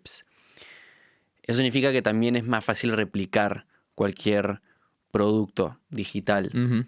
Hasta cierto punto no se vuelve eso una especie de carrera hacia abajo donde el día de mañana cualquier producto de software va a poder ser replicable y por ende el valor va a ser menor y por ende no se va a poder cobrar tan caro y por ende no sería una mejor estrategia simplemente ofrecer servicios en lugar de un producto? Esa es una grandísima pregunta. Sí que lo he pensado varias veces, ¿no? Porque toda la razón. De hecho, yo creo que ahora hay un hueco de, no sé, 3 a 5 años súper interesante para construir hasta que pase algo parecido a Porque eso, y ahora ¿no? con AI, o sea, eventualmente, y obviamente van a haber un montón de ingenieros que se van a molestar con lo que voy a decir, pero cada vez es más fácil porque le dices a la máquina qué es lo que quieres que cree Total. y ya no lo necesitas. Total. Entonces, yo creo que una cosa que puede ocurrir, un efecto interesante de esto, es que al menos en una primera fase van a empezar a aparecer softwares súper verticales donde antes no tiene sentido, ¿no? De vuelta a las espectro y esas palancas, ¿no? En el lado de VC espera un retorno importante. Entonces te va a dar dinero si el TAM, ¿no? El Total Addressable Market, si el mercado al que puedes vender es grande. Entonces hay un montón de huecos, de tecnologías nicho para verticales concretas que hoy en día no se sirven. O sea, son oportunidades probablemente de múltiples decenas de millones, pero no es lo suficiente. Ahí te refieres, por ejemplo, o sea, ahí, por ejemplo, en vez de crear un CRM general, es crear el CRM para real estate. Correcto. El CRM para dentistas. Justo. Y no necesariamente CRM, sino cualquier Claro. subsoftware, ¿no? Algo súper concreto. Financiación para este grupo específico en vez de financiación para cualquiera. Por ejemplo, eso no hay tamaño, o sea, a veces que el tamaño de oportunidad no es suficiente y atrae mucho a bootstrappers, ¿no? Pero a medida que el coste de desarrollo tiende hacia abajo, ¿no? No hacia cero, pero bueno, más bajo, cambia ese paradigma radicalmente. Porque si antes necesitaba... De hecho, esto nosotros lo hemos vivido de alguna manera. Puedo hacer una especie de analogía. Nosotros, para poder montar CapChase, necesitábamos varias cosas. Una, poder mover dinero a través de Internet. Y dos, poder capturar información de una manera más o menos estándar, ¿no? Y de hecho, pensando, oye, ¿por qué no existía CapChase antes? Una de las tesis que llegamos fue esta. Hace 5 años, sin ir más lejos, o bueno, ahora ya 8, ¿no? 5 años antes de que empezáramos CapChase, mover dinero por Internet no era fácil. Y entonces, como CapChase, hubiéramos tenido que estar un año construyendo el sistema de mover dinero universal en lugar de estar centrándonos en nuestro valor, que es proveer capital. De repente salió Modern Treasury, que son unos de nuestros proveedores para mover dinero, y ya no tenemos que preocuparnos de ese problema. Podemos construir nuestro valor y centrarnos en construir y que mueva el dinero Modern Treasury. Para conectar datos, igual. Si hubiéramos tenido que construir cada una de las integraciones bancarias una y otra vez, CapChase no hubiera existido. Pero de repente existe Plaid que lo hace por ti y tú lo pagas, ¿no? Entonces, en ese sentido, trabajamos sobre hombros de gigantes que han ido facilitando, han ido construyendo las piezas de Lego para luego nosotros montar nuestra torre. Pues un poco parecido, ¿no? Que hace que las barreras de entrada sean menores. Exactamente. Y entonces, esto lo hemos podido construir por eso, ¿no? Pues lo mismo, en ese sentido, cuanto más bajo es ese coste de construir software, más pueden aparecer esos nichos interesantes, pero no suficientemente interesantes para un venture capital, para construir, ¿no? De hecho, creo que Sam Altman dijo que existiría la primera $1 billion company montada por una persona. No sé si será cierto, no es una exageración. Algunos ya han dicho que Bitcoin es eso. Bueno, sí. Técnicamente. De alguna manera. Si es que Satoshi es una persona, igual es un grupo. Claro. Pero bueno, que efectivamente. Y llegará un momento, o sea, claro, si de repente construir software es decir a una máquina lo que quieres y te aparece mágicamente, desaparece totalmente toda esa ventaja competitiva de... Entonces, ¿dónde está el valor? No lo sé. O en construir comunidad y distribución, o no sé en qué estará, pero... Sí, o sea, ese insight, llamémoslo, yo lo saqué de este marquetero que se llama Neil Patel, que es muy conocido, que tiene una de las agencias digitales más grandes del mundo. Sí. Y él básicamente lo que dice, la razón, porque él antes hacía software y ha creado un montón de tools, volviendo a lo que tú mencionaste con el ejemplo de Ramp, de dar estos tools gratis en onda de adquirir clientes así. Uh-huh. Él básicamente lo que dice es eso, que está notando que cada día hacer software es más fácil. Sí. Y por ende la diferenciación va a ser menor, cualquiera lo va a poder crear, el valor no está ahí. Y él, Total. hablando de los TAMs que también mencionaste, él dice, mira, yo admiro HubSpot, una empresa gigante, márgenes altísimos, se hicieron billonarios, etcétera. Pero de ahí ves en tamaño de mercado de servicios, ves una Accenture que, de nuevo, los revenues, el EBITDA es muchísimo más grande y entiendo que es un negocio que tiene, no sé, cientos de miles de colaboradores y es muy distinto en ese sentido. Bueno, pero también puedes argumentar que los servicios también se pueden, o sea, salvo que sean servicios físicos, también se pueden automatizar, ¿no? Cada día más. Igual que el software, Pero ¿no? se gasta más pero a lo que veo es que en el TAM se gasta más en servicios que en software, en el mercado, de todas maneras. Sí. Y él lo que dice que está haciendo para su agencia, lo que hace es, está comprando softwares Sí. y algunos creándolos para darlos de manera gratuita, simplemente como generación de leads. Total. Para luego vender servicios. Entonces, por ejemplo, tiene... Muy parecido a lo que hablábamos antes, que hace Ramp. Exacto, entonces se vuelve como que una tendencia, ¿no? Que estas empresas que apuntan a enterprise, a contratos muy grandes, están creando software no como parte del negocio, o sea, como para vender, sino simplemente porque ya es tan barato hacerlo como... como lead gen, como una generación de potenciales clientes. Entonces, por ejemplo, si tú eres... Me invento una empresa que da servicios de desarrollo de páginas web, como tú hacías antes, ¿no? Algo que puedes crear es algún tool, algún plugin que te ayuda a medir la velocidad de carga de tu página web. Que alguien podría decir, voy a hacer un negocio de eso y cobrar $5 Efectivamente. pero ya nadie va a pagar por eso porque ahora es gratis. Claro. Sí, a ver, hombre, desde luego, si de repente en este mundo del software coges la variable de construcción de software y dices que tiene coste cero o coste muy bajo, el paradigma cambia totalmente, eso está claro. Pero bueno, es muy difícil saber qué puede pasar. Vamos, los próximos años serán muy interesantes, desde luego. Y a ver dónde estará, ¿no? Quizás esté en quién es capaz de hacer el mejor producto. Porque es verdad que el software, una cosa es construir software, otra cosa es entender qué es lo que tiene que tener ese software para funcionar, ¿no? Pero y luego puedes decir, oye, si eso también te hace una máquina, ¿dónde está el siguiente valor? La comunidad, ¿no? Y al final, imagino que acabará estando el valor en lo más humano. Si al final hace todas las máquinas, ¿qué es lo más humano? Pues imagino que estará en las relaciones y la comunidad, que eso es mucho más difícil de replicar de una manera que no sea auténtica, ¿no? Entonces, quizás el futuro es de los marketingianos y de los que hacen comunidad, no lo sé. En eso estoy.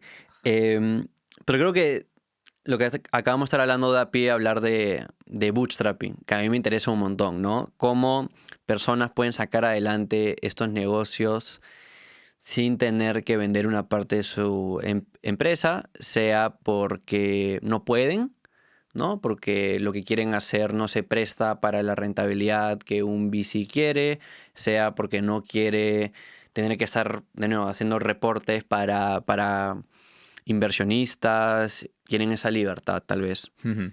Me dijiste previo a empezar de que tu próximo negocio por ahí que considerarías bootstrapearlo. 100%. Y además es algo que oigo como una especie de constante en este mundillo de gente que ha montado cosas, ¿no? En Twitter cada vez más. En Twitter mucho. Pero la razón es... Estamos hablando un montón hasta la línea esta famosa, la voy a pintar en algún momento, ¿no? Ese espectro entre Bootstrap y VC. Cuanto más te mueves hacia VC, más puedes...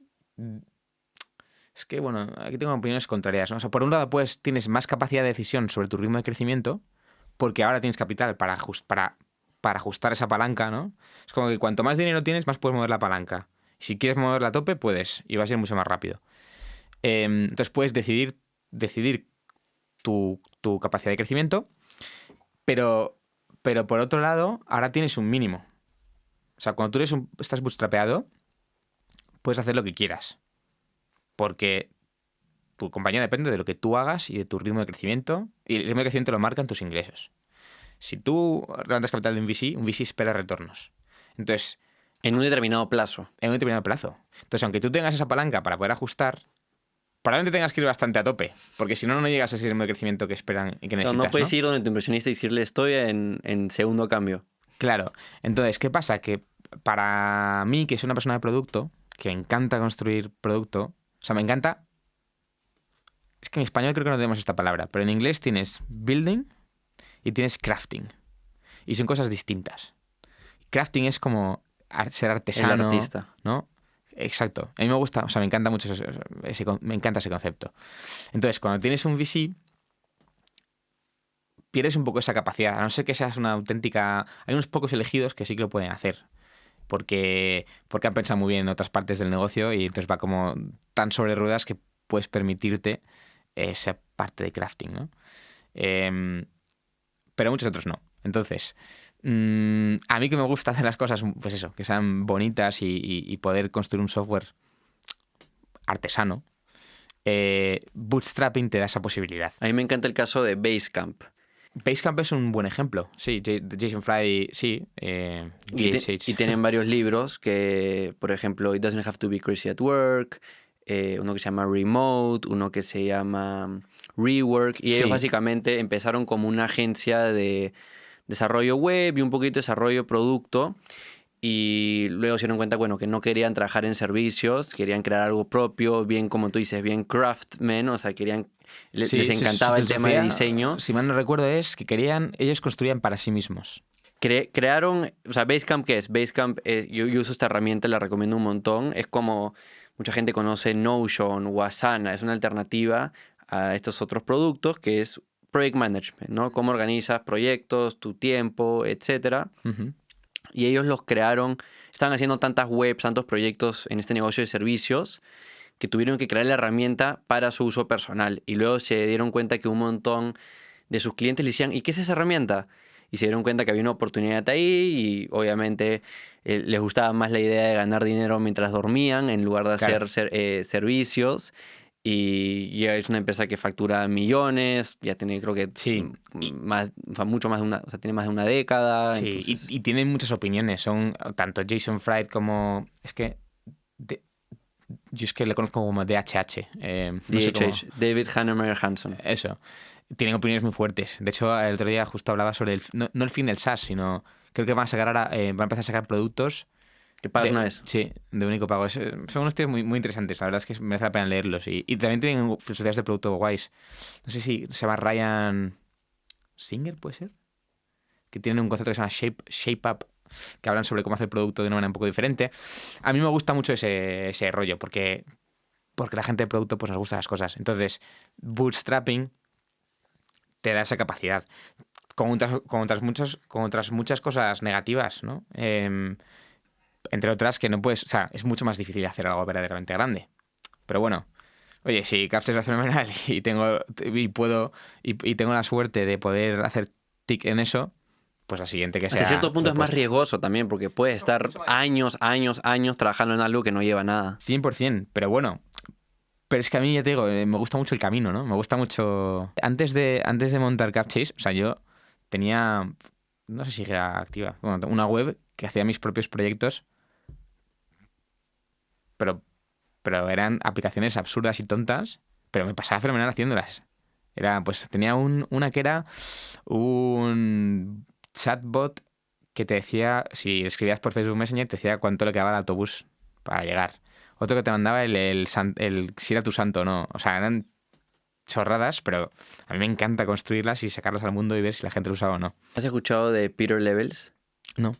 Es un holandés de tener 30 y pocos años es lo que se conoce como un indie hacker, ¿no? Total, Esta gente como tú indie hacking. podría ser que, no, sabes Antes de desarrollar Captchase productos. hacía indie hacking, era lo que hacía. De hecho, lo tenía puesto, no sé si lo tenía puesto por ahí en algún lado. O sea, ese concepto es. Que es como que eres esta persona, este trabajador individual que crea sus proyectos y esperas que al mundo le guste y él básicamente, todos sus negocios hasta hace poco están... Levelcio, es él. Sí, Sí, claro, ya sé quién es.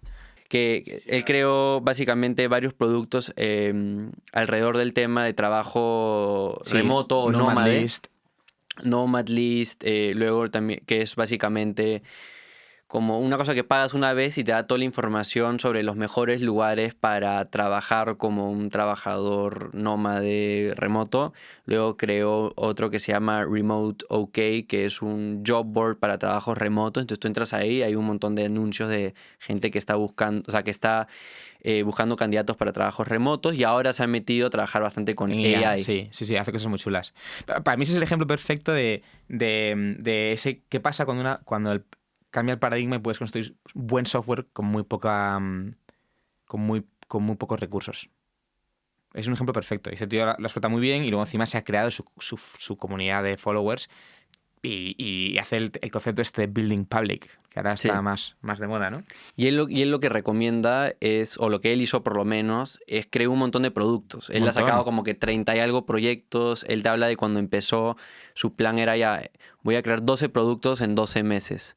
Sí. Y ver cuál pega. Claro, y además es muy interesante leerlo porque te cuenta cosas muy... O sea, él escribe muchísimo en plain, en vanilla JavaScript, o sea, sin frameworks ni historietas, porque es mucho más rápido. Y yo no sé mucho de eso, pero... O sea, al final no utiliza, o sea, escribe código en la manera más... O sea, para hacer MVPs. Y si funciona ya lo pasará limpio, por así decirlo. Pero lo que quiere es optimizar velocidad, sacar un producto, que la gente interactúe con él, y si engancha, ya lo hará bien. ¿Qué negocio empezarías así, bootstrap? Así que podrías hacer los fines de semana sin que tus socios se molesten mucho contigo. Ni idea, la verdad. La verdad es que ni idea. ¿Qué te Mira, interesa? ahora ¿Productividad? ¿Algo de finanzas?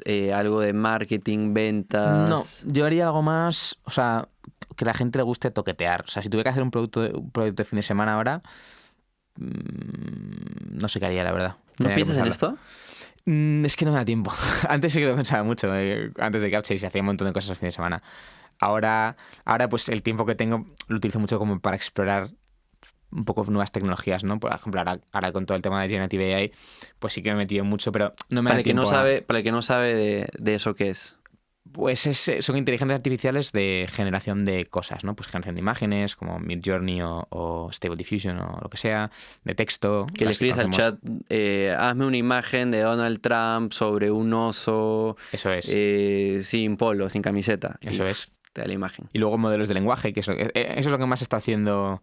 Lo que pasa es que en lugar de hacerlo, por ejemplo, antes lo hubiera montado un pequeño MVP, pues yo qué sé, me hubiera montado, yo qué sé, un proyecto de fin de semana de transcribir audio para clase y que te resuma la clase y pase las notas a todos los estudiantes. Pues hubiera hecho eso. Y hoy pues me pienso, vale, esta tecnología nueva que ha salido o este framework interesante y tal, ¿cómo aplicaría Captchase? Entonces, ahora, por ejemplo, que me iré una semana de vacaciones, que hace mucho que no voy 7 días de 6 vacaciones, probablemente me ponga a hacer algún mini MVP para algo interno de Captchase.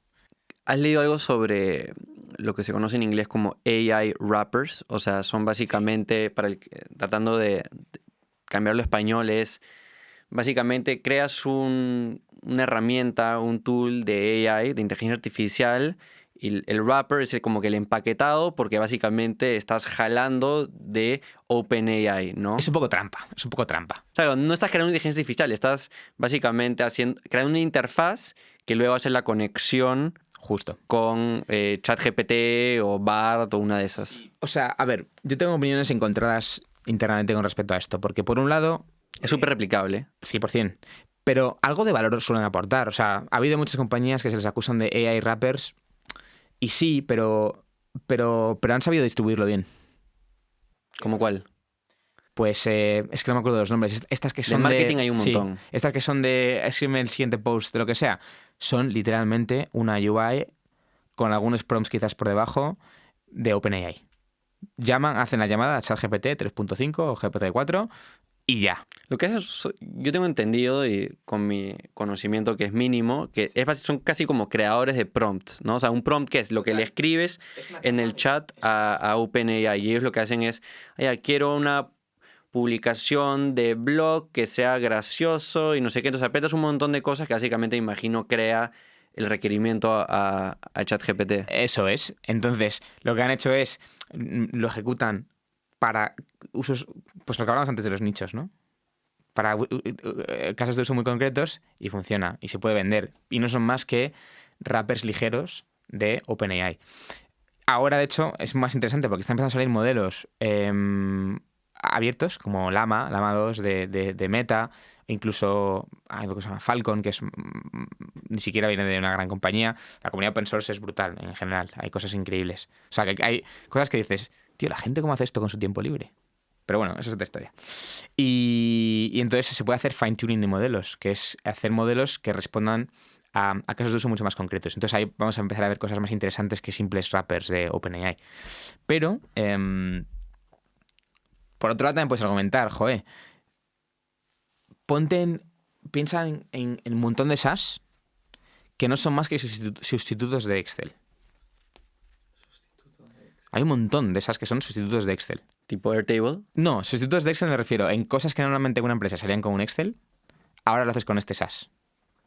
De hecho, por ejemplo, cualquiera de Project Management, anda que no has hecho Gantt charts y tablas de ítems en Excel o en Google Sheets, ¿no? Pero más de nada de finanzas, por ejemplo. Por ejemplo, hay sustitutos de Excel por todas partes. Podéis argumentar que esos son simplemente wrappers de bases de datos. Claro. Entonces, por eso al final digo que tengo sentimientos encontrados. Por un lado pienso, esto es un poco feo, hacer una aplicación que lo único que seas es un wrapper de AI, pero por otro lado, no es cualquier aplicación un wrapper de una base de datos de un SQL, pues igual. No sé. Hay muchas maneras de pensar las cosas, ¿no? Pero vamos, que hay algo interesante con esto del modelos de lenguaje, para mí está ¿Has pensado hacia dónde estamos yendo con todo este tema de ChatGPT, inteligencia artificial, modelos de lenguaje? Sobre todo lo que más he pensado es lo que hablábamos antes, de claramente el coste de ingeniería se reduce. Y de hecho, por eso digo que ahora hay una ventana de 3, 5, no sé cuántos años serán, hasta cuando sea demasiado fácil, para que gente que conoce un poco el mundo de la programación pueda hacer verdaderas maravillas con muy pocos recursos. O sea, pues tipo Peter Levels, de esos, así.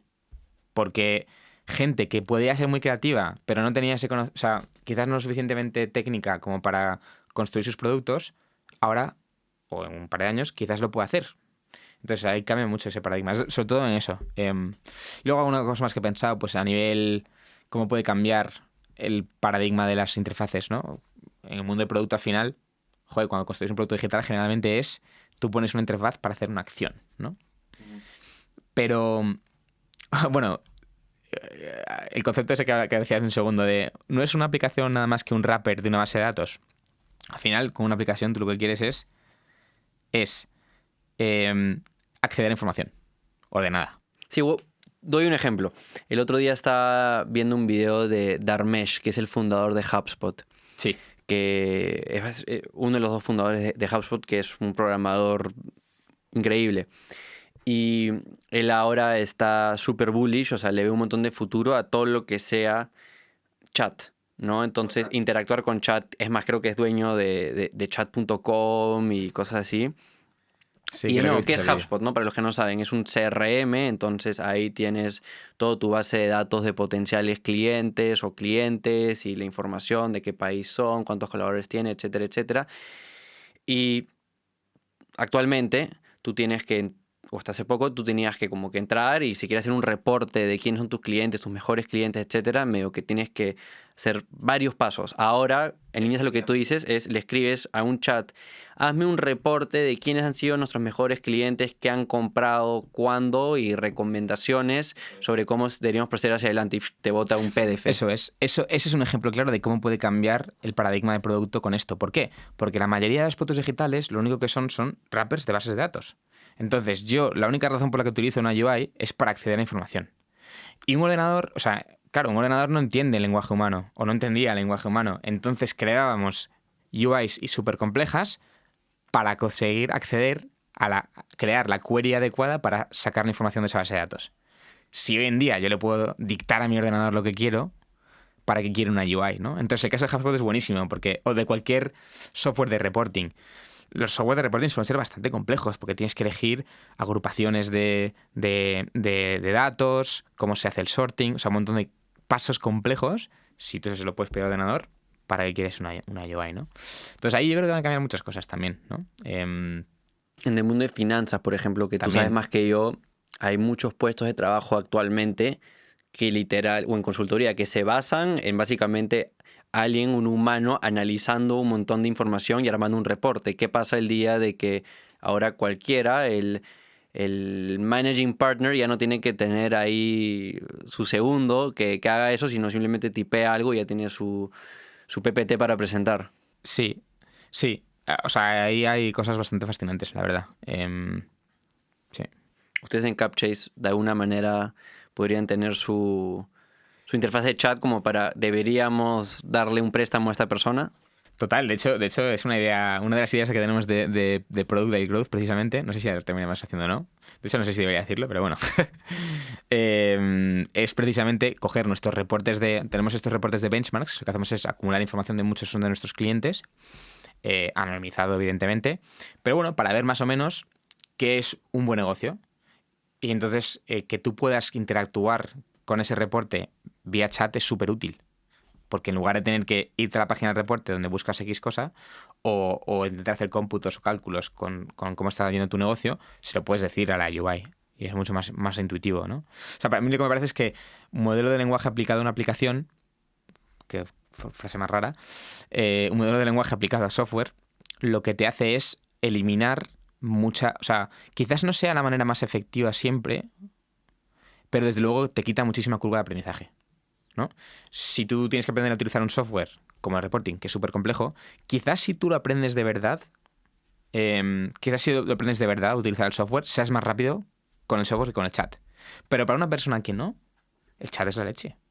Es un poco la analogía entre el no-code y el code, ¿no? Para una persona que escribe código y sabe hacer código, probablemente no usará no-code porque va a ser más rápido programando. Eso es la diferencia entre tú y yo. Yo no sé programar, ni sé por dónde empezar, no sé cómo hacer la primera línea de código, pero sé hacer una página web, puedo crear una conexión con Zapier para conectar dos APIs. Una persona muy técnica probablemente no use Zapier o sea, no use no-code, porque el código es quizás más robusto y le es más fácil. Pero el no-code abre unas puertas a una cantidad de gente a que cree software que es la leche. Pues aquí igual, ¿no? Una persona que conoce muy bien un software igual prefiere utilizar la UI, pero para una persona que no, esto le resuelve la vida.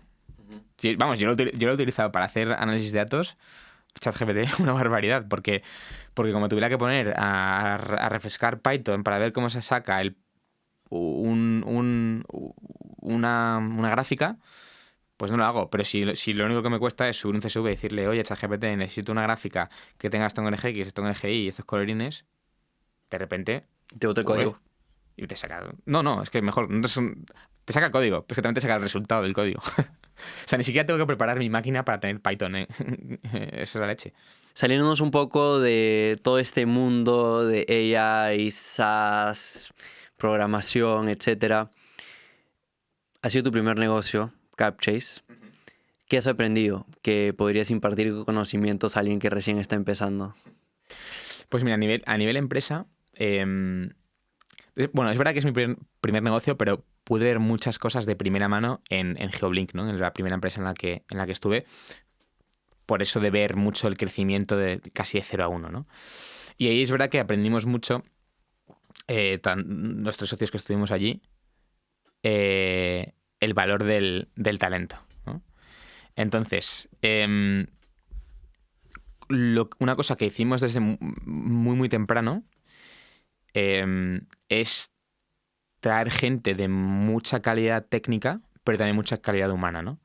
Y enseguida, estos fueron los primeros meses de vida de la compañía, definimos la cultura, pero vamos, desde el primer día. Y es verdad que incluso habiéndolo visto en Geoblink, no era consciente del impacto tan bestia que tiene la cultura en la compañía. Y sobre todo, vamos, cuanto más rápido vas a crecer, mejor lo tienes que tener, ¿no? Nosotros... Las culturas varían, ¿eh? O sea, cada empresa tiene su cultura y no es que haya culturas buenas y culturas malas. Hay culturas buenas y culturas malas para cada persona, ¿no? Esto siempre lo digo. La cultura de Airbnb, que es súper chill, está genial para la gente que trabaja en Airbnb.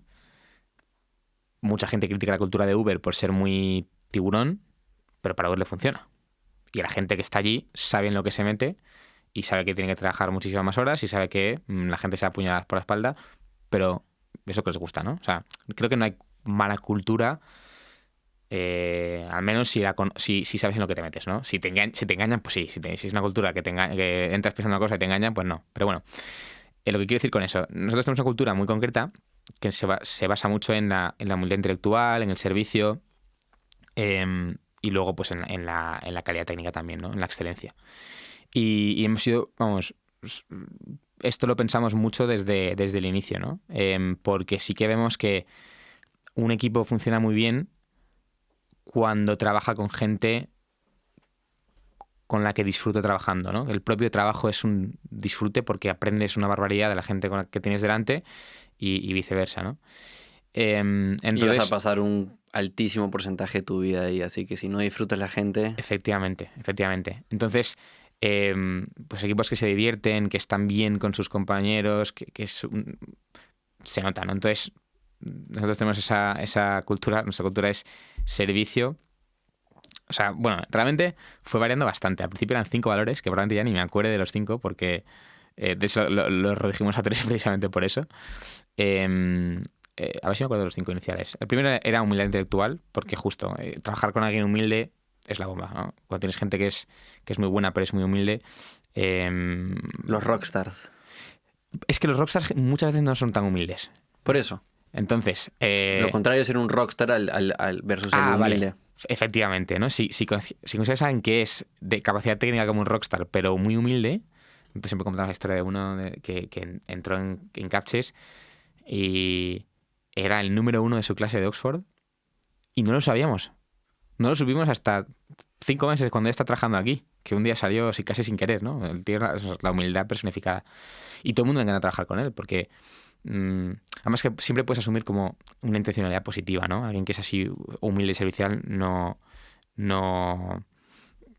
te va a meter una puñalada por la espalda. O sea, sabes que si hay algo que se parece a una puñalada por la espalda, es un honest mistake, ¿no? O sea, claro, no ha habido una mala intención y entonces funcionan muy bien las dinámicas de equipo. Luego tenemos el que llamamos Builder Attitude, que es como una... mentalidad para crear. Sí, un amor intrínseco a crear, ¿no? Pues un poco como los indie hackers, ¿no? Entonces buscaban mucho eso porque, sobre todo para arrancar el 0 al 1, ese tipo de persona tiene tanta iniciativa y tanto drive, ¿no? Siempre es activo, nunca es pasivo o un passenger, como dicen, ¿no? Y eso es fundamental al principio, ¿no? Luego teníamos... Y este Builder Attitude es... El de humildad intelectual ahora lo llamamos Service Mindset. Este de Builder Attitude es el que se ha mantenido entre los 3 nuevos. Y luego teníamos otro, Work Hard and Smart. Ese era nuestro valor. La verdad es que trabajamos, como contaba al principio, ¿no? Muchísimo. Y luego la gente que venía también trabajaba muchísimo y estamos eternamente agradecidos porque la gente, ya te digo, le echó muchas horas y mucho trabajo. Lo bueno es que, bueno, espero que disfrutándolo. Disagree and commit, que esto es tener la capacidad de levantar la mano si no estás de acuerdo. Súper importante, ¿no? De poder, no sé cómo se dice en castellano, poder llevar la contraria. Estar en desacuerdo. Llevar la contraria, pero si al final se llega a una conclusión que no es la tuya, poder comprometerte con esa solución. Esa la escuché de 10 Besos, que también la pues tienen puede en que venga de Amazon. ahí, porque yo creo que a mí esta fue de Miguel, yo creo, y a Miguel le gusta mucho la filosofía de Amazon y de Netflix, y entonces puede ser. No, que no te quedes resentido porque no se eligió tu plan de acción. Al final de cuentas todos somos el mismo equipo, así que pa'lante. Esa es la parte de commit, ¿no? Como que, ok, no se eligió lo tuyo, pero igual pon lo mejor de ti en esa decisión. Eso es. Y el último era yes before no, ¿no? Que es Sí se puede. Claro, en partir, nosotros habíamos visto en otras experiencias, pues que a veces equipos con los que trabajábamos iban con el no en la boca, ¿no? Y luego resultaba que sí. Pero no sé si era una especie de filosofía de protegerse, porque mejor decir que no y luego sí se puede, genial, que lo opuesto. Pero la dinámica de trabajo cambia, entonces sí que buscamos gente que fuese más del sí, ¿no? De cómo va a resolver este problema. Y esos tres últimos se pueden condensar en lo que llamamos coraje, llamamos, ¿no? Entonces buscamos gente con esa humildad, ese servicio, coraje y la capacidad de construir, ¿no? Bueno, me encanta el primer consejo, cultura, porque la cultura es algo escalable. Exacto, ahí está la historia, ¿no? Entonces, toda persona, y eso lo empezamos a notar cuando empezamos a crecer mucho más rápido, si tú no tenías una cultura súper clara y un proceso de recruitment muy, muy eficiente, muy rápido, es muy fácil contratar mal. Y es que de verdad que es muy doloroso contratar mal para todas las partes implicadas. Y no, la cultura es algo que se va a crear. O sea, También. puedes hacer de manera proactiva, Total. pero si no lo haces de manera proactiva, igual se va a crear algún tipo de cultura. Sí, pero y mejor tener eso controlado, ¿no? Y tener una idea clara de qué es un cap chaser, ¿no? Para que luego las dinámicas de equipo funcionen mucho mejor, ¿no? Cap chaser, me gusta. Sí. Y bueno, entonces Ese cultura. seguro, ese es el primero que haría. Luego el segundo, que esto ya es más a nivel personal, sobre todo para gente más joven, diría que la paciencia es fundamental, ¿no? Porque, joder, muchas veces vemos un poco las historias, o sea, lo que se ve en prensa o las cosas interesantes. Esas historias las conocemos porque son intrínsecamente interesantes y entonces podemos llegar a pensar que para ser un gran emprendedor tienes que haber salido de tu carrera, haber dejado la carrera a medias para montar un unicornio y tal y cual, ¿no?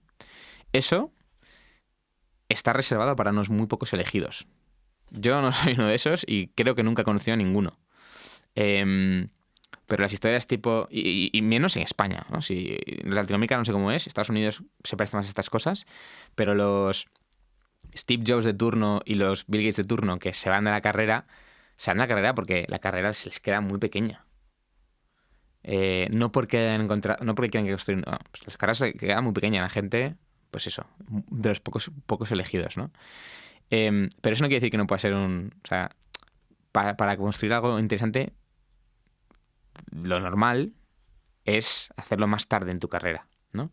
Entonces, ¿qué camino puedes tomar y qué decisiones puedes ir haciendo, ¿no? ¿Qué decisiones puedes ir tomando durante tu etapa estudiantil, durante tus primeros pasos de la carrera, para maximizar tus posibilidades de éxito a la hora de construir algo, si es que tu voluntad o si lo que quieres es construir algo, ¿no? Y yo creo que hacerlo pacientemente es fundamental. De hecho, si no hubieras habido esa tormenta perfecta de la que hablamos antes, yo creo que hubiera tardado otros 5 años más en montar algo. Porque es que es muy complicado. Es muy complicado. Depende mucho de contactos que vayas haciendo, de cómo te puedas mover por la industria, de qué problemas vayas entendiendo. Y la única manera de exponerte a esos contactos, a esos problemas y a esas potenciales soluciones o manera de construir soluciones es haciéndolo a veces por cuenta ajena también. O experimentar mucho por tu cuenta si eres un Peter Levels de la vida, ¿no? Entonces, yo, por ejemplo, fui muy consciente, y creo que todos mis cofundadores fuimos muy conscientes de eso. Nosotros, al salir de la carrera, fuimos a consultoría algunos fueron a consultoría primero, porque ahí es verdad que te expones a un montón de problemas. Yo entré en startup directamente, pero de vuelta, entré en una startup para ver el 0 al 1, para que cuando montase la mía no fuese de cero, ¿no? Y aprendí, o sea, es que fue una barbaridad, no podría haber montado nada parecido a esto si no fuera por esa experiencia previa, ¿no? Y después lo mismo, el MBA, que muchas veces se critica en el mundo de emprendimiento, yo personalmente soy bastante defensor. Quizás no por el contenido del MBA, porque, bueno, de hecho ni lo conozco porque no llegué a ir al montar Capchase, pero por el concepto de, oye, vas a tomarte 2 años en tu carrera para pausar, pensar qué quieres hacer, estar en escuelas que concentran una cantidad de talento bastante importante, joder, y encima un puente a Estados Unidos que Sí, para una los geografía. españoles es una manera fácil, entre comillas, de irte a Estados Unidos, tener visado, poder trabajar ahí, poder ver cómo funcionan ahí las cosas, eh, vamos, espectacular, ¿no? Entonces, ir tomando esas decisiones conscientes, en lugar de tener prisa por montar algo, creo que es bastante importante, ¿no? Diría que... o sea, sí que animaría mucho a gente joven que quiera montar algo, a montar cosas, pero por amor al arte, no con el fin de hacer un negocio, sino por aprender lo que es construir algo, construir un software, ¿no? Creo que la palabra paciencia es importante notar de que hay que ser impaciente, y tú lo has sido por toda la historia que has contado, impaciente con las acciones del día a día, llamémoslo en el corto plazo, pero 100%. paciente con los resultados y a lo que llevan. Sí, muy buena manera de Siempre has ponerlo. estado aprendiendo, moviéndote, estudiaste algo súper difícil, pudiste haber dicho, no, quiero tener una carrera universitaria bien relajada. No, era como que ya voy a aprender esto, después voy a entrar a una startup y luego, bueno, ¿qué me queda? Ah, ya voy a hacer un MBA. Y bueno, sucedió la pandemia y no sabías qué iba a suceder, pero siempre estuviste tratando de estirarte. Sí, eso totalmente de acuerdo. Sí, me encanta esa manera de ponerlo. Impaciente en el día a día, ¿no? En exponer una mayor superficie para que algo, ¿no? Exponer hay un concepto de... Es la superficie de suerte, ¿no? Incrementar al máximo tu superficie de suerte, ¿no? Pero muy paciente o sea, sí, con el outcome, ¿no? Oye, quiero mandar un negocio que facture no sé qué. Ten paciencia. O sea, piensa bien las cosas y sobre todo, exponte a aprender, ¿no? Exponte a aprender todo lo que puedas. Me encanta, Ignacio, esta conversación. Quiero acabar con una dinámica que hago varias preguntas rápidas, lo primero que venga a tu mente. Uy, esto suena fatal. Pero Cuando bueno, piensas en la palabra exitoso o exitosa, ¿quién es la primera persona que viene a tu mente? me ha salido Steve Jobs, pero no sé si estoy de acuerdo. ¿Qué oportunidades de negocio ves que tú ya estás muy ocupado con CapChase para abarcar, pero que recomendarías a un amigo o un familiar? Lo que comentaba antes, ¿no? Nichos verticales. No tengo ninguno en concreto en mente ahora mismo, pero nichos verticales que se pueden hacer con un software relativamente sencillo, que vamos, hoy en día es mucho más fácil que nunca construir software. ¿Qué herramientas, softwares usas en tu día a día para gestionar tu vida, negocio? Yo soy muy fan, a nivel que se meten conmigo, de Notion. em, porque me parece, vamos, es que como persona producto me encanta pues está muy bien pensado a nivel primeros principios, y luego lo utilizo mucho para eso. Es que me gusta mucho escribir los conceptos que voy pensando, sobre todo en el trabajo. Luego es la que nadie personal menos. Probablemente diría que Notion, sí. Si pudieras tomar un café o cerveza con cualquier persona histórica, viva o muerta, ¿quién elegirías? Jesucristo, sin duda. ¿Qué le preguntarías? No sé qué le preguntaría, pero probablemente de las figuras más influyentes de la humanidad, ¿no? Entonces sería interesante. Una mala recomendación que sueles escuchar a otras personas dar. Lánzate a construir cualquier cosa, ¿no? Yo creo que hay que ser mucho más paciente. O sea, de vuelta, lanza lo que quieras, pero no... O sea, te cuida con lo que hagas. No apuestes tu carrera a algo, a un proyecto indie hacked, ¿no? O sea, construye si te gusta, pero pon tus semillas en otro lado. Si solo pudieras hacer 2 horas de trabajo a la semana, ¿qué harías en esas 2 horas? Pues hablar con mi equipo, probablemente. ¿Para qué? Así. Sería 15 minutos de pensar y 1 hora y 45 minutos de que me digan qué hay que hacer. Si tuvieras que tener otra profesión, ¿cuál sería? Sería algo más artístico, no sé. Indie hacker. Sí, pero bueno, es la misma profesión realmente. Es que me gusta mucho mi profesión, no sé qué haría sin ella. Mejor compra de $100 o menos. Si vale un poco más de presupuesto, diría que unos AirPods. Yo siempre digo eso. Yo siempre también rompo mi propia regla, mi propia pregunta y digo AirPods. Lo Sí. mismo. Si fuera un poco menos, quizás, no sé, sería más algo más experienciar una buena comida, no sé, irme a hacer surf o algo así. ¿Qué nuevo hábito del último par de años ha sido el que más te ha ayudado? Pues diría que intentar centrarme mucho o sea, muy ley de Pareto, ¿no? Muy 80-20, o sea, pensar verdaderamente si cada cosa es importante o no. ¿no? Y intentar ver el retorno de cada una de esas cosas, ¿no? ¿Alguna que recuerdas, un 80-20 que hiciste hace no mucho? No sé, es que mi trabajo es casi todo eso, ¿no? En el día a día, entonces concretar es más complicado. Pero vamos, de todo, hasta de quitarse planes porque me quedo con los importantes, ¿no? De ver a estos amigos porque si no me quedo sin tiempo libre por otro lado para hacer cosas que también me importan a mí, ¿no? Eso es un buen 80-20 a veces. ¿Libro que más has recomendado? Sabía que iba a salir esta pregunta. Voy a dar una vueltecilla si puedo. Yo he de decir que leo muy poco, mucho menos de lo que debería. De hecho, ahora en esta semana de vacaciones me llevaré un par de libros. Uno es Crucial Conversations y otro es The Surrender Experiment. No conozco ninguno de los dos a fondo porque los tengo que leer.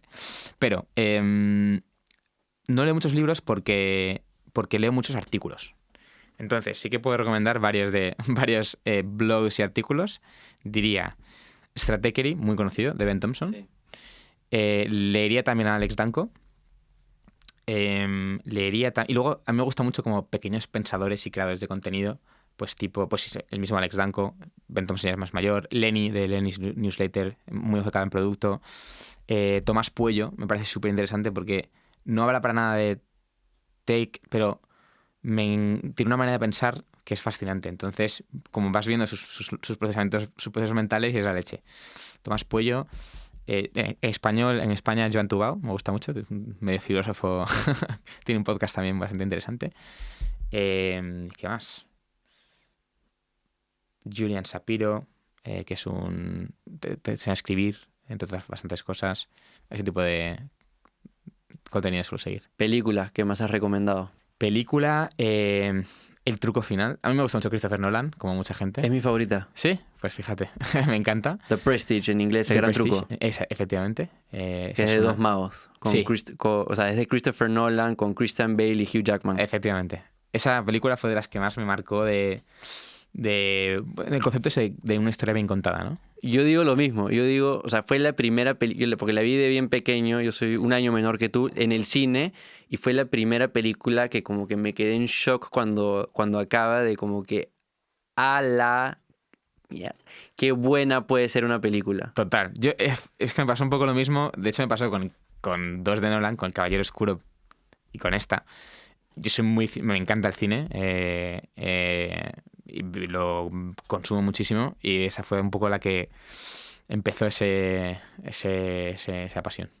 Y la última, ¿cuál ha sido la mejor inversión que has realizado? Puede ser de dinero, tiempo, energía. Hombre, de dinero esos $7, ¿no? Que os comentaba antes de que invertimos en GitHub. Llevó toda esta aventura de Capchase. Sí. Y de tiempo probablemente la música. Aprender a tocar algún instrumento lo recomendaría, vamos, devuelve mucho más de lo que inviertes. Me ha encantado esta conversación. ¿A dónde quieres derivar que vaya nuestro público, su web? Bueno, si están en SaaS, que entren en capchase.com y les financiemos. Buenísimo. Me encantaría repetirla cuando visites la TAM. Encantado. Nunca he estado en la TAM, fíjate. Ahí está el ojo, no te preocupes. Un placer.